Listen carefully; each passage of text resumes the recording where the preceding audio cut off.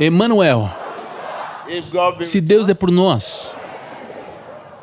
Obrigado, você pode se sentar. Obrigado. Aleluia. Espectadores em casa, onde quer que estejam, Jesus está aí. Para onde podemos fugir de sua presença? Jesus está lá. Obrigado pela sua atenção. Cada mensagem e testemunho que você recebeu apontam para a salvação. Então, o que mais? Diga ao seu vizinho, eu sou salvo. Jesus é o meu Salvador. Cada testemunho, cada mensagem que você tem ouvido apontam para a libertação. Diga ao seu vizinho, eu sou liberto. Jesus é o meu libertador.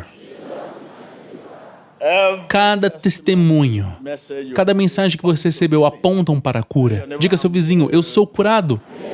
Jesus é quem me cura. O que mais? Aleluia. Então estou aqui para falar sobre manutenção. Como você pode manter a cura que você recebeu, a libertação que você recebeu e a salvação que você recebeu. Manter é muito, muito importante. Qualquer um pode comprar um carro, mas não é qualquer um que consegue manter um carro. Aleluia! Nas últimas semanas, tenho falado sobre uma determinada área do Evangelho, porque eu percebi que alguns dos nossos colegas, em algumas partes do mundo, e quando você abre seu jornal ou internet, vemos notícias que ministros de Deus se suicidaram. Cristãos cometendo suicídios. Por que alguém deveria cometer suicídio? Por que um pastor deveria cometer suicídio? Carregar uma arma e atirar em si mesmo. E tudo o que temos ouvido. Por quê? Porque alguém cometeria suicídio. Aleluia. Se você é um cristão, o que pode causar a depressão? Por que alguém ficaria deprimido? Você é um crente, seguidor de Jesus. Por quê? Primeiramente, vamos dar uma lida em João 16, versículo 33. Eu disse essas coisas para que em mim vocês tenham o quê? Anote isso. Em mim vocês tenham paz. Nesse mundo, vocês terão o quê? Lembre-se, você está nesse mundo, mas você não faz parte dele. Porque está em Cristo, mas vivendo nesse mundo. No mundo tereis aflições. Contudo, tenham bom ânimo. Eu venci o mundo. Para aqueles que têm a chave da linguagem, saberão que essa mensagem é rica. E se você tentar saber o significado, não é apenas a forma como a lemos. Vamos ler novamente e anotar essas palavras-chave. Eu disse essas coisas para que em mim vocês tenham paz. A palavra não diz que você vai ou você tem. Ele diz, em mim você pode ter paz. Anote isso. Nesse mundo vocês terão aflições. Você sabe o que significa aflições? Cada coisa tola é chamada de aflição. Cada coisa tola, essas coisas que você não quer, essas coisas das quais você reclama, essas coisas que causam tensão e pressão a você. Pense nessas coisas que te causam tensão e pressão. Aqui diz, no mundo tereis aflições, contudo tenham bom ânimo. Eu venci o mundo. Isso significa que o que temos buscado e o que você tem pedido está no passado. São coisas que foram alcançadas. A cura que você está pedindo é algo que está no passado. Vamos ler em 1 Coríntios capítulo 10, versículo 13. Versículo 13. Dessa vez eu quero que vocês coloquem essa mensagem lado a lado. Desse lado vamos falar sobre João 16, versículo 33, mas agora é o outro lado. Coloquem esses versículos lado a lado. Qual versículo? 13. Não veio sobre vós tentação alguma, senão humana. O que é humana? Aqui é dito que não veio sobre vós tentação alguma. E quem está falando aqui, senão humana? Mas fiel é Deus. Anotem. Que não vos deixará tentar acima do que podeis. Sabe, vocês enfrentam tentação o tempo todo. Que não vos deixará tentar acima do que podeis. Diga ao seu vizinho, não perca o seu foco. Não os escutei. Não os escutei. Não os escutei. Quais coisas podem fazer alguém perder o foco? Vamos pensar sobre isso. Quais coisas podem fazer alguém perder o foco? Coisas tolas.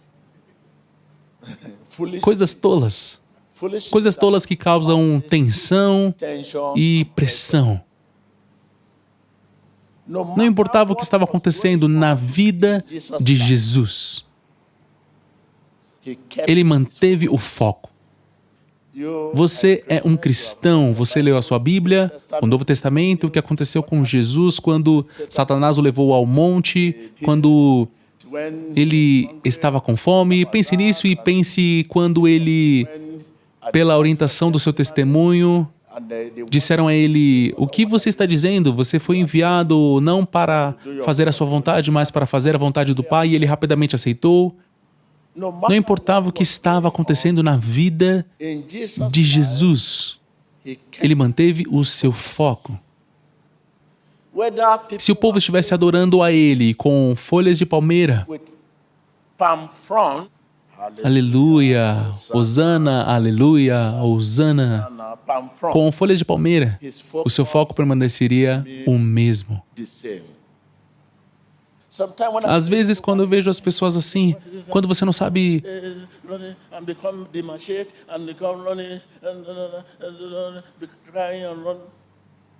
Quando você não sabe para onde está indo, seu destino, o que o futuro reserva para você, você está fadado ao pânico quando a crise vier. A crise virá. Mas a Bíblia diz, tenham bom ânimo, eu venci o mundo. Quando você não sabe para onde está indo e não sabe o seu destino, quando a tentação vier, você vai começar a olhar para Jesus de uma forma ruim. Quando você sabe para onde está indo, qualquer coisa que aconteça com você no meio do caminho, sabe o que eu quero dizer com o meio do caminho? Antes de você chegar na sua terra prometida. M-E-I-O. Meio do caminho. Antes de você chegar no seu destino, no trono. Quando você sabe para onde está indo, qualquer coisa que acontecer com você, pode ser um câncer, pode ser tentação, pode ser tribulação, pode ser qualquer coisa que a Bíblia diga. Quando você sabe para onde está indo, qualquer coisa que aconteça com você no meio do caminho, não pode mudar o seu foco. Deus não é um homem que mente. Se uma revelação chegou a você de que você vai chegar até aquele portão, você definitivamente chegará lá.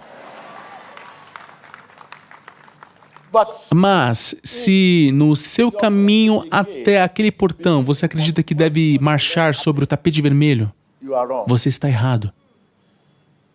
Se a revelação disser que aquele portão é a sua coroa, seu trono, sua terra prometida, e você acredita que deve andar sobre um tapete vermelho e não vai encontrar tribulação, enfermidade, aflição, tentação de nenhum tipo, e que Deus vai apenas falar para você ir até o portão, e você quer andar pela plataforma.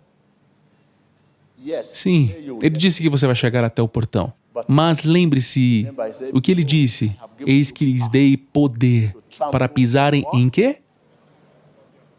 Mesmo que bebam veneno. Esse poder que ele te deu significa que você pisará em serpentes, pisará em escorpiões, haverá crise, haverá tentação, mas eu te dei poder. Por você ser um cristão, não significa que você não encontrará desafios. Diga ao seu vizinho, haverá desafios. Diga ao seu vizinho, haverá tribulações. Corra para Deus. Não corra dele.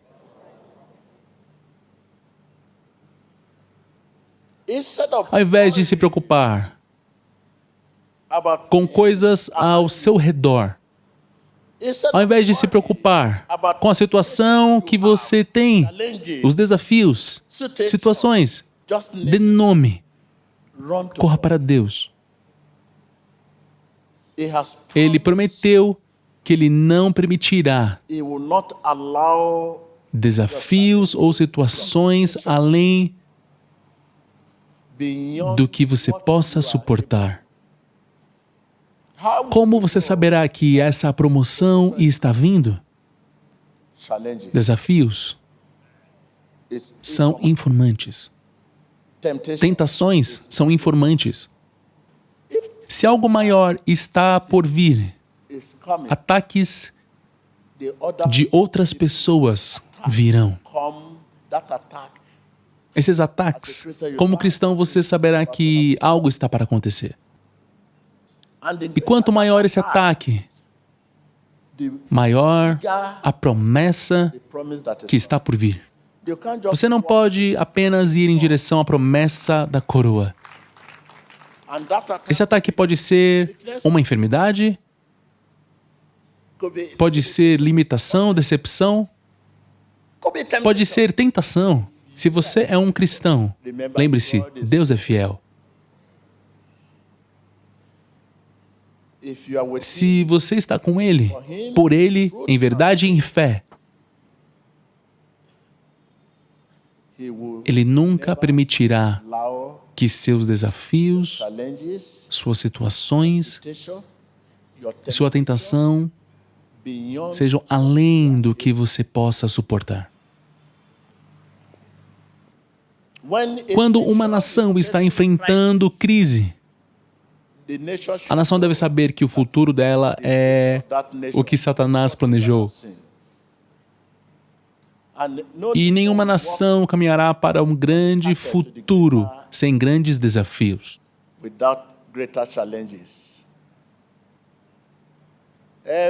Todo país grande e avançado, que é uma nação poderosa hoje, recebeu um ataque, um grande desafio antes de chegar onde chegou. A situação que você está enfrentando, você está estagnado? Está estagnado. Entende o que eu quero dizer com estagnado? Não está indo para frente e nem para trás, porque você se desvia dos desafios. Nosso Deus não é um Deus que se desvia dos desafios. Eu estou aqui hoje porque meu foco não mudou. E no meio de todos esses desafios e situações que estamos falando, você também pode estar ali, no centro do seu próprio mundo, se o seu foco não mudar. No meio dos desafios e situações que estamos falando, eu sei para onde eu estou indo. E eu chegarei lá se eu continuar a confiar mais nele, no meio dos desafios.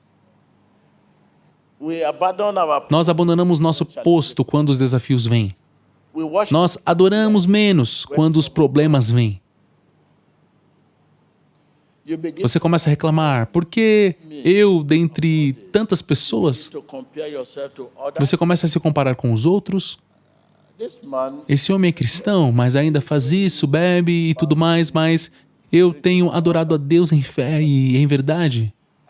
E por que todo esse ataque?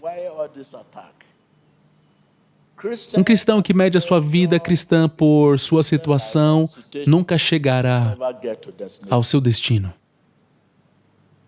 Se você continuar a medir a sua vida cristã pela sua situação, você não chegará ao seu destino.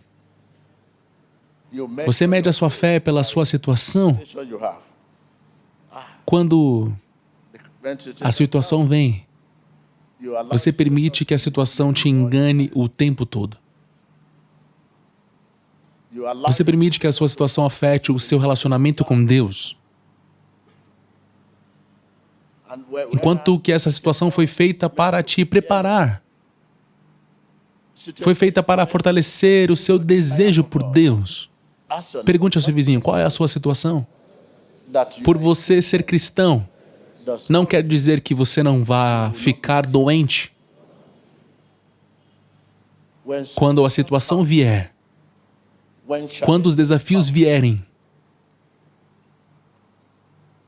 não corra de Deus, corra para Deus. Diga para seu vizinho, quando a situação vier, quando os desafios vierem, não corra de Deus, corra para Deus. Aleluia! Sim. Ao invés de se preocupar com as coisas ao seu redor, se preocupar sobre a sua situação que cria estresse e tensão, corra para Deus. Esse mundo é um mundo de distração. Diga ao seu vizinho, esse mundo é um mundo de distração. Pode te causar distração por enfermidade, por uma limitação crescente, por desemprego. Essas coisas causam distração. Você quer ir por esse caminho? Você está correndo por esse caminho? Você quer correr uma corrida extensa? Isso é o que Deus quer que corramos. Mas quando a enfermidade vem e eu estou correndo aqui, quando a dor de cabeça vem, você não consegue correr com a dor de cabeça. Mesmo que você queira correr com a dor de cabeça, você vai mais devagar. Essa é uma distração. O que causou distração? A dor de cabeça. Você começou a correr e recebe uma ligação. Alguma coisa aconteceu?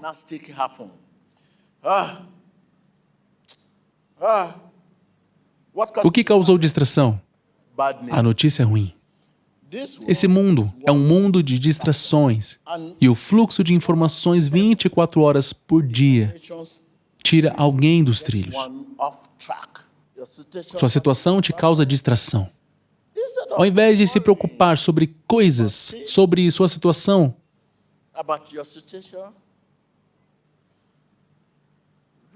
corra para Deus. Porque você continuará a ter isso tudo enquanto você vive.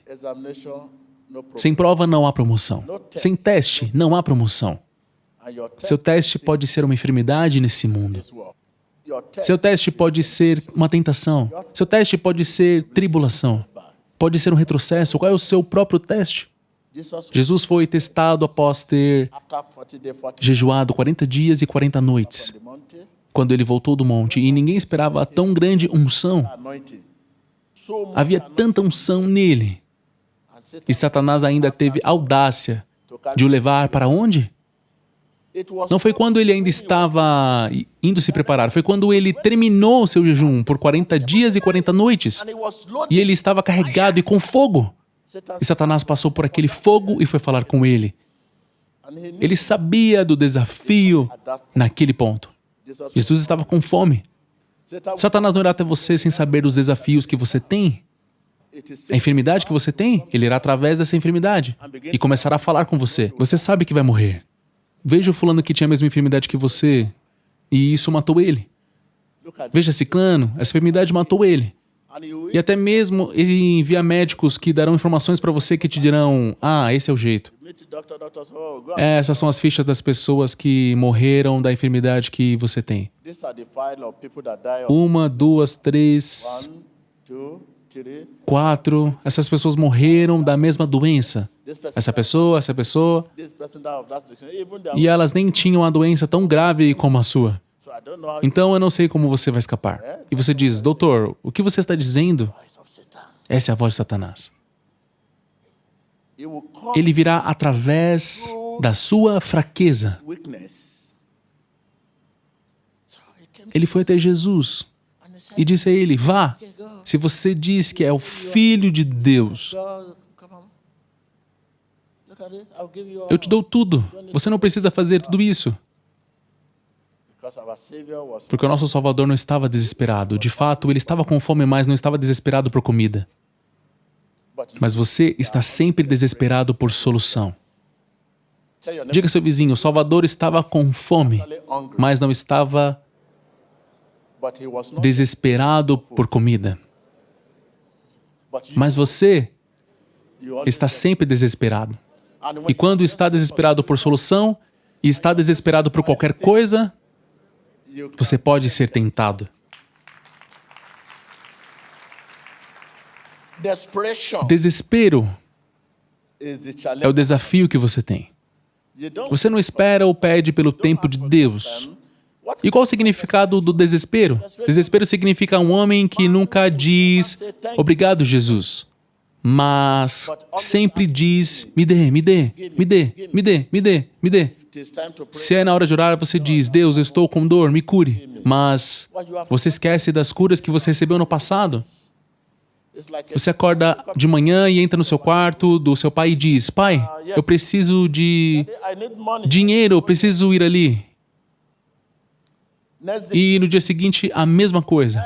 Pai, eu preciso de tal coisa. Seu pai dirá, você nunca diz bom dia? Você sempre pede. Me dê, me dê, me dê, me dê, me dê. Não existe um bom dia no seu dicionário? E da mesma forma, pergunte a si mesmo, quantas vezes você começa agradecendo a Jesus antes de pedir? Pergunte ao seu vizinho, quantas vezes você começa dizendo, obrigado, Jesus, pelo que tem feito na minha vida. Obrigado, Jesus, por me manter vivo. Obrigado, Jesus, antes de pedir o que quer pedir. Quantas vezes você tem feito isso? O desespero não te permitirá dizer obrigado, Jesus. Antes do quê? Antes de pedir. Obrigado.